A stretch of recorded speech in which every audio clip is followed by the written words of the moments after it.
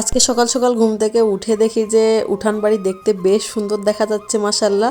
আসলে কেন দেখা যাচ্ছে জানেন? কারণ আজকে উঠান বাড়ি লেপা হয়েছে, মানে গোবর দিয়ে লেপে দিয়েছে আর কি।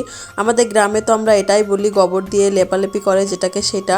আর এদিকে দেখেন উঠান বাড়ি দেখতে এত সুন্দর লাগতেছে। আর এই যে গরুর যে গোবরটা আছে না, এটা দিয়ে হচ্ছে উঠান বাড়ি সুন্দর করে লেপে দেয়।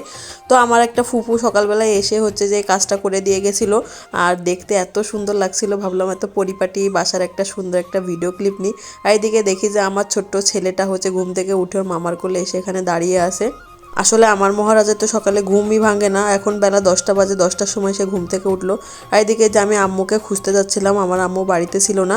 তো দেখতে দেখতে যাচ্ছিলাম যে আম্মু কাদের বাসায় গেছে। তো রাস্তাতে হাঁটতে হাঁটতে দেখি এখানে কিছু হাঁস আছে, দেখতে কিন্তু বেশ সুন্দর লাগতেছে। আসলে সকালে গ্রামে কিন্তু অনেক সুন্দর সুন্দর দৃশ্য দেখা যায়। এদিকে দেখি যে আমার আম্মু আমার একটা ভাবির বাসা থেকে গোবর নিয়ে আসছিল, তো আমি ভাবলাম একটু নিয়ে দিই আম্মুর সাথে। তো এটা আমি নিয়ে আসলাম বাসা পর্যন্ত। তারপর কিছুক্ষণ পরে দেখি যে আমার ভাইয়া বাজার করে নিয়ে আসছে। আজকে যেহেতু শুক্রবারের দিন, তাই আমার ভাই হচ্ছে গরুর মাংস কিনে নিয়ে আসছিল।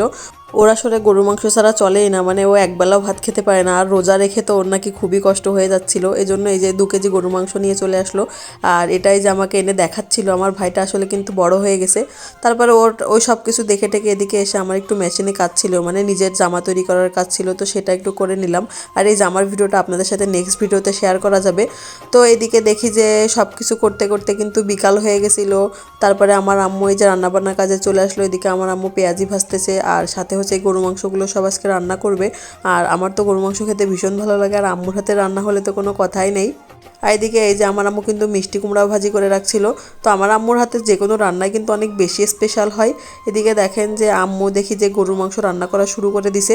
আসলে রোজার দিনগুলো কেমন যেন তাড়াতাড়ি তাড়াতাড়ি চলে যাচ্ছে, আর যদি কোনো কাজ করা হয় তাহলে তো বুঝতেই পারা যায় না। আমি আজকে সকাল থেকে জামা কাপড় বানাচ্ছিলাম মেশিনে, এজন্য আসলে টেরই পাইনি যে কখন বিকাল হয়ে গেছে। তো এই যে আম্মুর তো রান্নাবান্না বেশ মানে দ্রুতই এগোচ্ছিল। এইদিকে তো ইফতারিরও টাইম হয়ে যাচ্ছিল। আম্মুর দেখি যে মাংসটাও কষানো হয়ে গেছিলো, আর তার মাঝখানে হচ্ছে আমাদের ইফতারিও শেষ হয়ে গেছিলো। তো আমি একটু দেখতেও আসছিলাম, আর ভাবলাম যে একটু চেখে দেখা যাক যে মাংসটা আসলে কেমন টেস্ট হয়েছে, যেহেতু রোজা শেষ হয়ে গেছে। আর আমার আম্মুর হাতে যে কোনো রান্নায় এত বেশি মজা হয়, যেটা আসলে আপনারা দেখলেই বুঝতে পারবেন। যে দেখেন মাংসটা দেখতে কতটা লোভনীয় লাগছে।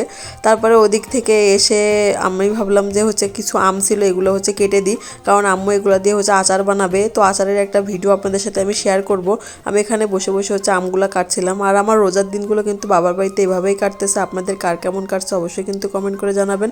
আর আমার ভিডিওটা কেমন লাগে অবশ্যই কিন্তু সেটাও বলবেন। ভিডিও ভালো লাগলে আমার পেজে একটা ফলো দিয়ে আমার পাশেই থাকেন। আজকে এই পর্যন্তই শেষ করতেছি। ভালো লাগলে অবশ্যই কিন্তু একটা ফলো করবেন। আল্লাহ হাফেজ।